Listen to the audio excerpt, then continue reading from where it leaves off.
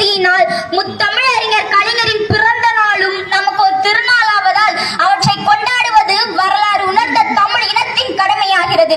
தீண்டாமை என்பதை படித்தவன் உண்டெனில் அது அவனையே இழிவுபடுத்துவது என்னும் தெளிவு பிறந்திடவும் தந்தை பெரியாரும் பேரறிஞர் அண்ணாவும் காண்பித்த நெறியே நாம் காலமெல்லாம் போற்றி பின்பற்றி வாழ வேண்டிய நெறி என்பதை தனது பேச்சாலும் எழுத்தாலும் நாள்தோறும் மக்களிடம் கொண்டு செல்லும் மகத்தான பணியாற்றிய வித்தகரே நமது கலைஞர். அவரது வசனத்தில் வடிவம் பெற்ற திரைப்படங்கள் பராசக்தி, மனோகரா, மருதநாட்டு இளவரசி, பூம்புகார், பணம், நாம் போன்ற படங்களில் அவரது வசனங்கள் என்றும் தமிழர்களின் இதயங்களில் கர்ஜிக்கிறது.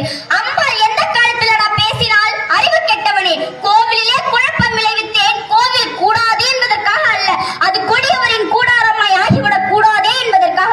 பூசாரியை தாக்கினேன், அவன் பக்தன் என்பதற்காக அல்ல, பக்தி பகல் வேஷமாய் ஆகிவிடக் கூடாதே என்பதற்காக என்ற வசனம் பராசக்தி திரைப்படத்திலும் யாராவராயினும் நாகாக்க மன்னா நாகாக்க, யார் கல்வன்? என் கணவனா கல்வன்? இல்லை இல்லை, அவரை கல்வன் என்று குற்றம் சாட்டிய கைவர்களே கல்வர்கள் என்ற வசனம் பூம்புகார் திரைப்படத்திலும் எழுதியுள்ளார். எழுத்து வல்லமை, பேச்சு வல்லமை, கலைத்துறை வல்லமை, அரசியலில் நுண்மை, ஆட்சி புதலில் திறமை, அரவணைத்து செல்வதில் தாய்மை என தலைவர் கலைஞர் அவர்கள் தொடாத துறையும் இல்லை, பெற்றிடாத புகழும் இல்லை. கலைஞருக்கு நிகர் கலைஞர் தான். சிலர் புகழோடு பிறப்பார்கள், சிலர் மீது புகழ் திணிக்கப்படும். மிகச்சிறலே தங்களின் உரிய உழைப்பினால் புகழை வெற்றி கொள்வார்கள் என்று மேலை நாட்டு அறிஞர் ஷேக்ஸ்பியரின் கருத்து கொப்ப தனது உழைப்பினால் புகழ் கொடி நாட்டி உலகம் அறிந்த தலைவராக விளங்குகின்றார் நமது முத்தமிழ் அறிஞர் கலைஞர் அவர்கள்.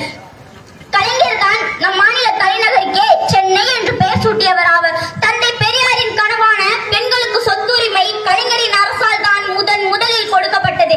அவரது ஓயாத உழைப்பின் காரணமாக தமிழ் சமுதாயத்தில் நன்மை பயக்கக்கூடிய வகையில் பல்வேறு சாதனைகளை புரிந்து அதனை தம் அடையாளங்களாக மாற்றிக்கொண்ட தலைவர் ஐயா கலைஞர் அவர்கள் மட்டும்தான். கலைஞர் என்றால் மனிதனை வைத்து மனிதனை இழுக்கும் கைரிக்ஷாவை ஒழித்தவர், பெண்களுக்கு சொத்தில் பங்களித்தவர், குடிசை மாற்றிட குடிசை மாற்று வாரியம் கண்டவர், வள்ளுவர் கோட்டம் வள்ளுவர் சிலை கண்டவர், மிகவும் பிற்படுத்தப்பட்டோருக்கு 20% விழுக்காடு இட ஒதுக்கீட்டை தந்தவர் என்று அளவற்ற அடையாளங்களை தனது சாதனைகள் மூலம் ஏற்படுத்திக் கொண்ட தலைவர் கலைஞர் ஒருவர் மட்டும்தான். இப்படிப்பட்ட அடையாளங்களையே எந்த ஒரு தலைவர்களுக்குமே கூறிவிட முடியாது. பெருந்தலைவர் காமராஜர் என்றால் கல்வி தந்தவர், பேரறிஞர் அண்ணா என்றால் தமிழ்நாடு எனும் பெயர் தந்தவர், எம்ஜிஆர் என்றால் சத்துணவு தந்தவர் என சில தலைவர்களுக்கு சில அடையாளங்கள் மட்டும்தான் இருக்கும். ஆனால் அளவற்ற அடையாளங்களை பெற்ற நிகரற்ற தலைவர் நமது ஐயா கலைஞர் அவர்கள் மட்டும்தான். இருளை துடைப்பது கதிரவனின் வாழ்க்கை, ஆனால் தமிழனின் இருளை துடைப்பது ஐயா கலைஞரின் வாழ்க்கை. நீங்கள் பள்ளியிலும் கல்லூரியிலும் படித்து பட்டம் பெற்றிருக்கலாம், ஆனால் தமிழ் உணர்வையும் பகுத்தறிவு சிந்தனையும் ஊட்டி வளர்த்தவர், தமிழனாய் உங்களை தலைநிமிர வைத்தவர் ஐயா கலைஞர் அவர்கள் மட்டும்தான். கார் உள்ளளவும் வாழ் உள்ளளவும் நமது ஐயா புகழ் ஓங்குக. பேச வாய்ப்பளித்து பேசவிட்டு அமைதி காத்து ஒத்துழைத்த அத்துணை பேரையும் சிரம் தாழ்ந்து வணங்குவதே நல்ல பழக்கம். இதுவே எனது வழக்கம். இனியும் நான் பேசினால் ஏற்படும் சுணக்கம். இத்துடன் பேசி முடிக்கிறேன். நன்றி, வணக்கம்.